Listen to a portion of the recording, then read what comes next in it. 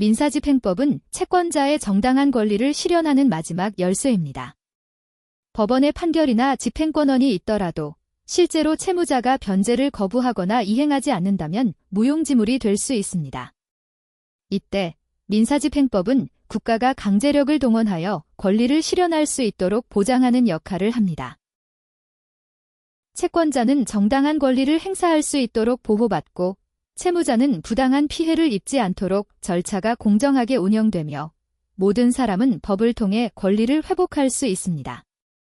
이처럼 민사집행법은 법적 권리의 실질적 보장을 위한 최종적인 장치라는 점에서 우리 사회에서 반드시 필요한 제도입니다. 민사집행법의 체계와 주요 내용에 대해 설명드리겠습니다. 먼저 제1편 총칙에서는 민사집행법의 목적과 기본 원칙, 그리고 집행을 담당하는 기관, 집행관 및 법원 등에 대해 규정하고 있습니다. 즉, 민사집행이 이루어지는 법적 기반을 정리한 부분입니다. 다음으로 제2편 강제집행에서는 강제집행의 절차와 요건을 다루고 있습니다. 제1장 총칙에서는 강제집행을 개시하기 위한 요건, 즉 집행권한의 필요성과 집행법원의 관할 등에 대해 설명합니다. 제2장 금전채권에 기초한 강제집행에서는 채권자가 금전채권을 집행하기 위해 필요한 절차를 규정하고 있습니다. 제1절 재산명시 절차 등에서는 채무자의 재산을 파악하는 방법, 즉 재산명시, 재산조회, 채무불이행자 명부 등재 등에 대해 다룹니다. 제2절 부동산에 대한 강제집행에서는 부동산 강제경매 및 강제관리 절차를 규정하고 있습니다. 제3절 선박 등에 대한 강제집행에서는 선박, 항공기, 자동차 등 특정 동산에 대한 강제집행 절차를 설명합니다. 제4절 동산에 대한 강제집행에서는 채무자의 동산을 압류 매각하여 금전채권을 변제하는 절차를 규정하고 있습니다. 제3장 금전채권 외의 채권에 기초한 강제집행에서는 금전채권이 아닌 특정물 인도, 권리 이전, 일정 행위의 이행을 강제하기 위한 집행 절차를 다룹니다. 다음으로 제3편 담보권 실행 등을 위한 경매입니다. 여기서는 저당권, 근저당권과 같은 담보권을 실행하기 위한 경매 절차를 규정하고 있습니다. 채권자가 담보권을 행사하여 경매를 통해 채권을 회수하는 과정이 포함됩니다. 마지막으로 제4편 보전처분입니다. 보전처분은 본안 소송 전 또는 소송 중에 채무자의 재산이 유출되는 것을 막기 위한 절차입니다. 제1장 가압류는 금전채권을 보전하기 위한 절차로 채권자가 본안 소송 전 재산을 확보하기 위해 신청하는 제도입니다. 제2장 가처분은 금전채권 이외의 권리를 보전하는 절차로 예를 들어 부동산 등기 이전을 방지하거나 특정 행위를 금지하는 내용이 포함됩니다. 이처럼 민사집행 절차는 조문이 곧 집행의 실무와 판례의 출발점이기에 절차의 지도이자 집행의 설계도라고 할 수 있습니다.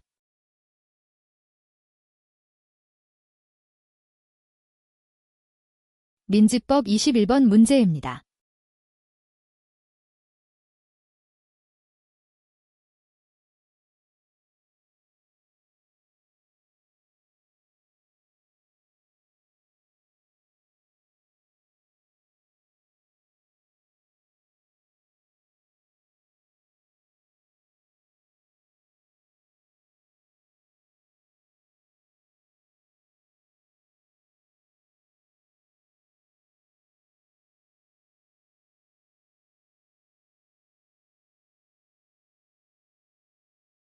이번 시간에 설명드릴 사건은 채권자 주식회사가 자사의 영업비밀이 유출되었으니 침해를 금지해달라며 채무자 회사 외이인을 법원에 가처분 신청을 낸 사건입니다. 먼저 사건 개요에 대해 간략히 설명드리겠습니다. 채권자 주식회사 메디트가 채무자 주식회사 DOF연구소 외이인을 상대로 영업비밀 침해금지 가처분 신청을 제기하였습니다.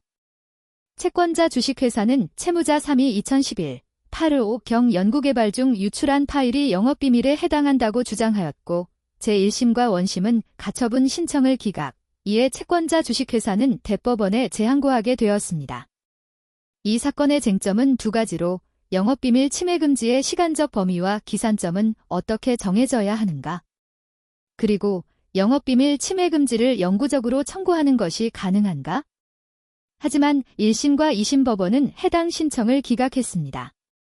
그 이유는 침해 행위자가 회사 업무에서 물러난 시점, 2011년 8월 5일을 기준으로 보면 6개월에서 2년 정도가 영업비밀 보호의 적절한 기간인데 이미 그 기간이 지나버렸기 때문에 영업비밀 침해를 막을 필요성이 인정되지 않는다고 본 것입니다. 법원은 영업비밀 보호가 무제한으로 계속될 수 없으며 지나치게 오래 보호하면 자유로운 경쟁과 공익에 해가 될 수 있다고 판단했습니다. 이 결정에 불복한 채권자 주식회사는 대법원에 재항고했지만 대법원도 하급심과 같은 판단을 내렸습니다. 대법원은 영업비밀 침해 금지는 침해자가 부당한 이익을 얻지 못하게 하고 영업비밀 보유자가 피해에서 회복할 수 있게 하기 위한 수단일 뿐이며 영구적인 금지는 인정될 수 없다고 보았습니다. 결국 재항고는 기각되었고 소송 비용도 채권자 회사가 부담하게 되었습니다. 요약하자면 영업비밀 침해 금지는 일정 기간 동안만 인정될 수 있으며 영구적으로 막을 수는 없다는 것이 이 사건의 핵심입니다. 오늘도 시청해주셔서 감사드립니다.